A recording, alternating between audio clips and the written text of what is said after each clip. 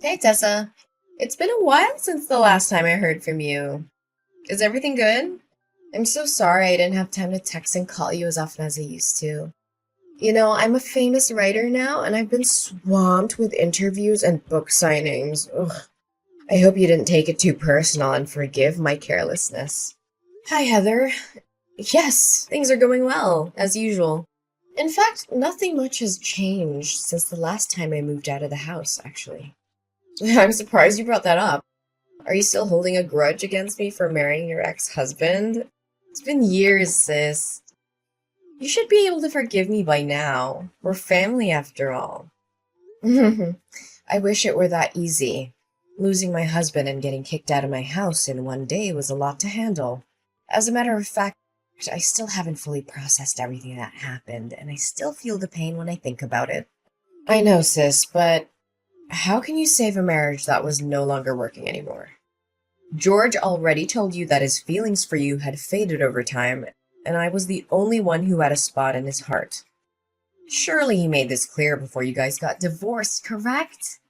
I know you're still beating yourself up for losing such a well-off man like George, but it's about time you move on and face the reality, Tessa. I never cared about his money. What I cared about was the betrayal.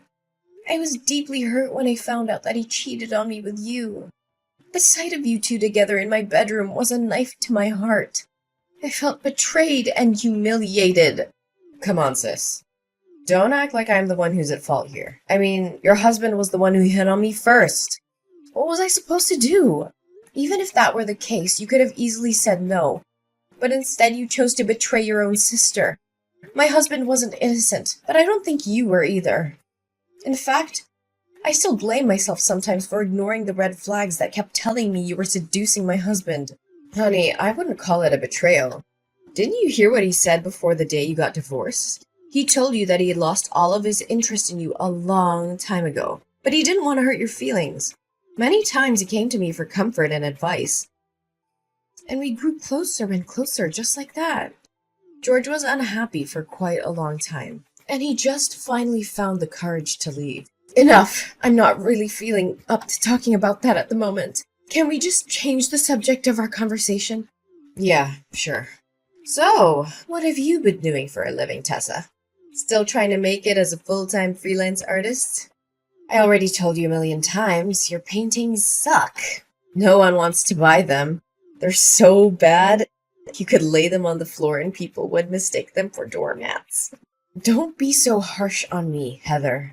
I know my paintings aren't everyone's cup of tea, but I believe that art should be a reflection of the artist's heart and soul. I could draw something easier for the audience to approach, but that would be a betrayal of my own artistic vision. I'm not going to compromise my art just to make it more marketable. I know that there are people out there who appreciate my work for what it is. Whatever your stupid belief is the reason why you're still living in poverty. For me, money comes first. And it's all about creating things that people will like. Just look at me and my best-selling book, The Power of Marriage. Sold over 200,000 copies and generated more than $1.6 million last year. Can you believe it? Oh, and have you heard about my book, A Match Made in Success? It's a memoir about my marriage to George, and it was just published last month. It's already sold a couple of thousand copies, and I'm really excited about it. Yes, I've heard about those books, and you've also written many other famous marriage books. I just thought it's quite ironic that someone who has sabotaged other people's marriages would write about the principles for a strong and lasting relationship. Hey, are you referring to me, Tessa? I can see that you're still struggling to conceal your jealousy of my successful and wealthy life. It must be hard to see someone like me living the good life while you're stuck in your destitute existence. I guess it must be tough raising Gabriella all by herself, huh? At least George still gives you some pity money every month to keep you and Gabriella from the verge of hunger. So, you're finally showing your true colors, huh?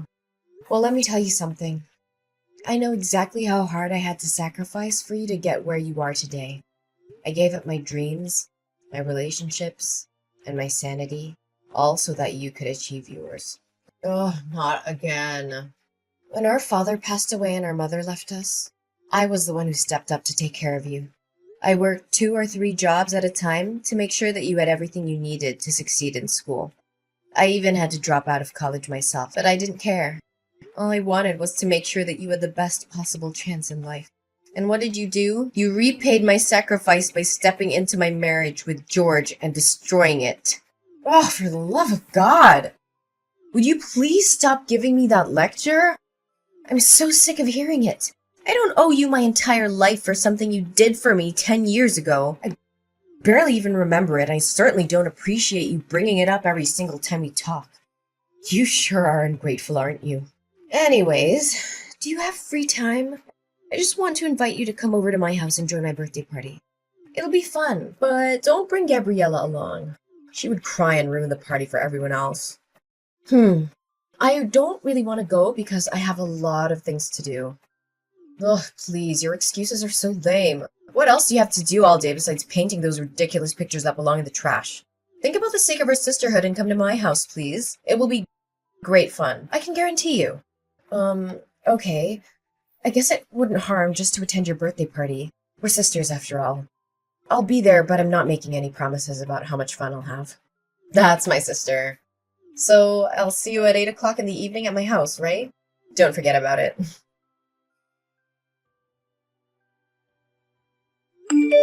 What was your intention of inviting me to your dinner party last night? You treated me like my presence wasn't even important. You called me your housekeeper and made me slave away for you and your guests. What was that all about? I'm not sure if you were trying to be funny or if you were just being mean. But either way, it was really hurtful. Tessa, really, could you think rationally for just a little bit? How can I call you my sister when you're so impoverished? I mean, judging by the way you dressed yesterday, I can only guess those outdated garments were bought at a thrift store or a garage sale. It's embarrassing to be seen with you in public. You don't even deserve to be my housekeeper. What? How can you say that about your own sister? Are appearance and money truly that important? What else could be more important? I mean, look at how my friends dress and look. They're all from wealthy families, have high social status, or are celebrities. If I claimed you as my sister, they'd laugh at me in my face and then shun me. You wouldn't want that to happen to your own sister, would you? But why didn't you give me a heads up? Instead, you made me a laughingstock in front of your friends. Well, it's not like you would find anything more decent to wear even if I told you about my friends in advance. But thanks for coming anyway. You were very helpful at cleaning after the party. I was so concerned because my current housekeeper asked for a sick leave and I couldn't find anyone better to replace her. So you called me up just so I could do the work for your housekeeper? Well, I'm not surprised by your actions anymore. After all, you've already stolen my husband and belittled my chosen profession. What else couldn't you possibly do to hurt me? One thing I'm a little concerned for you, though. Concerned for me? Why would you be concerned for me? I have everything I could ever want. I'm at the top of my career. I own your former house and your wealthy ex-husband. And I'm living the best life imaginable. What could possibly be wrong? Well, I'm just interested to see how the audience will react when they find out that your marriage is not as perfect as it seems. Will they be disappointed? Will they be shocked? I can't tell for sure. What do you mean when saying that my marriage isn't perfect? We are both incredibly successful people. I'm a world-renowned writer, and George is a household name who earns over $500,000 per year. What could possibly go wrong with my marriage? Well, I'm not trying to be nosy, but I found out yesterday that you and George are sleeping in separate rooms. I don't have to be a psychologist to know that sleeping apart can be a sign of troubled marriage, or even a marriage that's on the verge of dying. Am I correct about that? What? How dare you break into my room without my permission? I'm sure you were looking for something to take from my house. What? I may have some financial problems, but I'm certainly not a thief. You were the one who told me to clean the entire house before the guests arrived. Remember, I only did what you asked me to do. Oh yeah, I told you that. But it's understandable that every marriage has its ups and downs. My marriage with George is no exception. We've had a few arguments lately and we're not talking to each other right now. But that doesn't mean our marriage is on the verge of dying, like you said. The condition of the master bedroom is a clear indication that it hasn't been used in a long time. The air is stale and musty, the floor is covered with a thick layer of dust, and there are cobwebs in the corners. The windows are also smudged with dirt. Just admit it, you and George weren't sleeping together for years. Why do you have to keep pretending that you have a happy marriage? We both know that's not the case. You're not fooling anyone. It's my family business. Don't stick your nose into it. I'm sure your audience will be devastated to learn that the power couple, an impeccable marriage they look up to, is nothing but a complete sham. I'm sure the press will be thrilled after I reveal to them this hot topic. You! How dare you threaten me like that? No, I mean, Tessa, why should you ever rat out your own sister? Really? I've made a great fortune and achieved fame from selling those books. If anyone ever finds out the truth about my marriage with George, my reputation will be ruined and I'll be ruined with it too. I'm begging you, Tessa, please don't tell anyone about this. Just a few minutes ago, you were raising your voice at me, calling me your housekeeper, and belittling me for my financial status. What's the reason for your sudden change in your behavior? Well, Tessa, you know I didn't mean what I say. In fact, you already knew that I'm a person who always speaks without thinking about the consequences of my words. Please, Tessa, just forgive me this one time. I'll swear I'll treat you better the next time we meet. You have my word. I don't know, Heather. You've done me wrong over and over again. I don't know if I can still put my trust in you after all of this. I know I messed up, and I'm so sorry for what I did. I know that it doesn't make it right, but I hope you can forgive me. You know that you're the only one I can count on. Other than you, I have no one else. Please, Tessa, spare me this time. Okay, I let you go this time, but I'm warning you. If you do this to me again, I'm done. I can't keep forgiving you for breaking my trust. Thank you, Tessa. I know that you're my dearest sister in the world, and you would never do anything to harm me.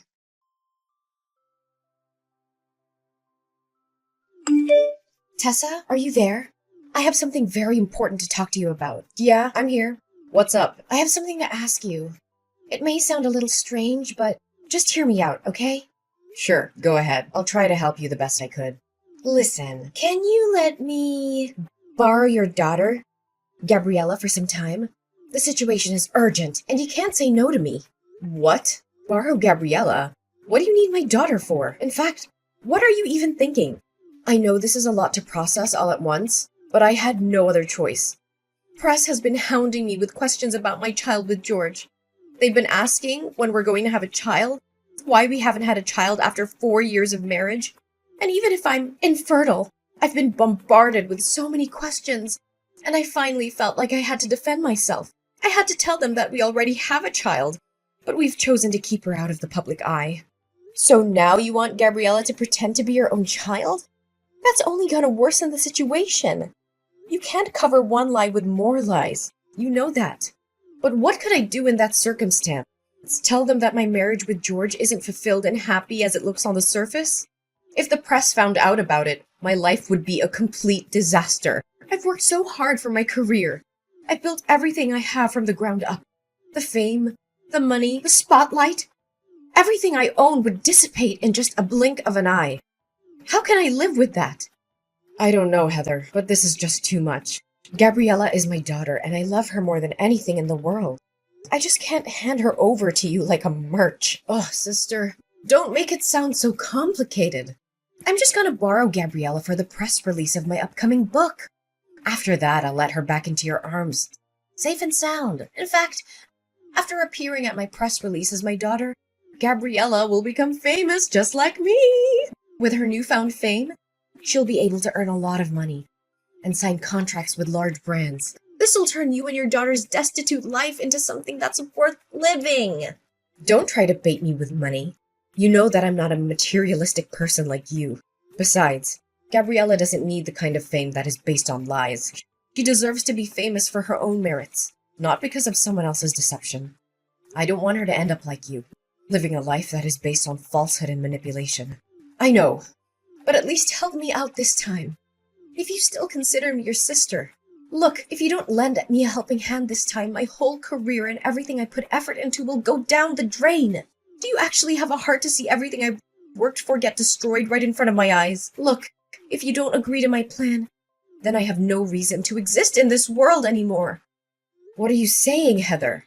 Please don't think about doing anything stupid. You still have a whole life ahead waiting for you. Just divorce George and rebuild your happiness from scratch. You still have plenty of time. You're still young. Are you crazy? I can't give up the fame, money, and glory that I'm possessing. It's the most ridiculous thing I've ever heard. If you don't agree with my plan, it's all over! Ugh, don't break my heart into a million pieces. You know I only have you and Gabriella as my flesh and blood relatives. So you agree to do as I say? Come on, I'm only borrowing Gabriella for one day. I'll have her back to you before you know it. All I'm going to do is introduce her to the audience and have her practice answering some questions for the press. I just need her to convince everyone that I'm her mother. I promise I won't do anything to harm her. I just need her help for one day, and then she'll be back with you. Okay then, if you insist. That's my sister!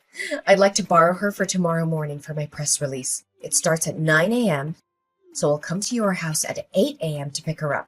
You know, this press release is for my new book, The Parenting Journey, a roadmap for raising happy, healthy children.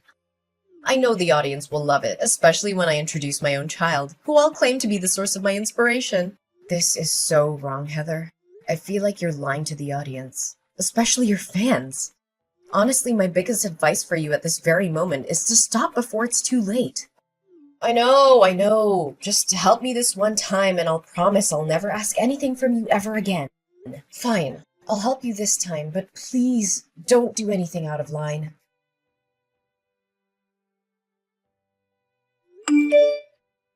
Heather, where are you and Gabriella? I've been waiting for you the whole day. You said you were going to return Gabriella to me by 1 p.m. Didn't you receive my innumerous texts and calls? I'm sorry, Tessa, but Gabriella is staying with me. She's such a bright kid, and the audience fell in love with her immediately. Did you know that just today, my new book has sold a couple of thousand copies? It's thanks to Gabriella. Tessa, I think I'm going to keep her around. Will you let her stay with me? No! She's my daughter. How can I let you keep her? Oh, come on, Tessa. Do you honestly think that you're giving her the life she deserves with your scanty income? I, on the other hand, have a solid financial footing that I can guarantee you that I'll take a better care of her than you ever did. I promise Gabriella will be showered with fame and money when she's become my child. There's no way she's gonna agree with your stupid idea. She knows very well that I'm her mom, and she will insist on coming back to my arms. Oh, Heather, she's a 2-year-old kid. She can't decide for herself. Besides, I'm already at the airport. Me and my husband and Gabriella are heading to another country where you can't find me. Don't worry. I'll send you a couple of pictures of your daughter every now and then. Your child will be a great tool for me to earn even more money. I knew you would do something like this. You know? What do you know about? Look, I overheard the conversation between you and George. You saw how the audience reacted to Gabriella, and you decided to exploit her for your own gain. You only wanted to use her as a tool to further promote the image of a perfect family that you're crafting. Do any of my words sound wrong to you?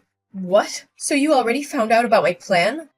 Why did you let me carry on with it anyway? Well, I just want the world to know your other side of personality, and what's better than catching you red-handed.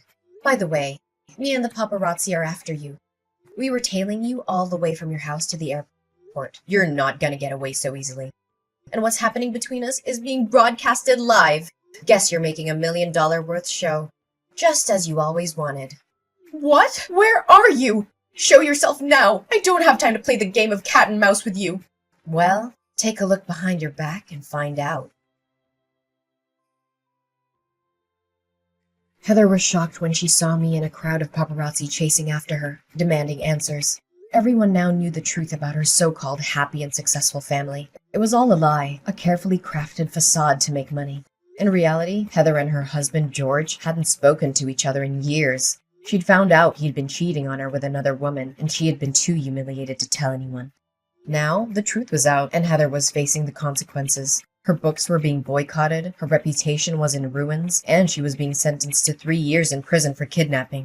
The prospect of my sister being able to write again seems daunting, and it may take a considerable amount of time. Additionally, I am uncertain if anyone will ever believe what she says again after what happened. Finally, Gabriella got back into my arms again. My precious girl is the angelic light that guided me even during my darkest days. She's my reason for living, and every picture that I paint reflects the immense and inseparable love between us. As my daughter Gabriella became famous, my paintings also gained more recognition. The audience finally understood the deep meaning behind my paintings, which depict the special bond between a mother and child. Eventually, I was able to open my own painting gallery. With the proceeds of the sale of my paintings, which amounted to almost $100,000, I donated half the money to charities that provide financial assistance to single mothers. I hope to uplift their